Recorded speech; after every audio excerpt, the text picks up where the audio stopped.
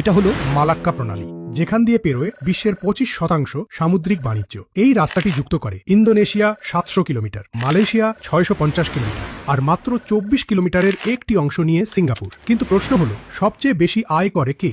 Singapore. সিঙ্গাপুরের অংশ সবচেয়ে ছোট, তবুও সবচেয়ে বেশি আয় করে কিভাবে? অনেকেই ভাবে জাহাজ থেকে টোল ট্যাক্স নেওয়া হয়, কিন্তু তা নয়। মালাক্কা প্রণালী হলো একটি আন্তর্জাতিক নেভিগেশন জোন, যেখান দিয়ে জাহাজ কোনো ট্রানজিট ফি না দিয়েই চলাচল করতে পারে। তাহলে আয় কোথা থেকে আসে? আয় আসে সার্ভিস থেকে। জাহাজগুলো এখানে থামে জ্বালানি নেওয়ার জন্য, মেরামতের জন্য এবং পণ্য পরিবহনের জন্য। সিঙ্গাপুরের পোর্ট এতটাই দ্রুত এবং কার্যকর যে প্রতিটি মিনিটে সেখানে অর্থ উপার্জন হয়। মালয়েশিয়া এবং ইন্দোনেশিয়াও পিছিয়ে নেই। এই জলপথের কিছু অংশ মাত্র 2.5 থেকে 3 কিলোমিটার প্রশস্ত।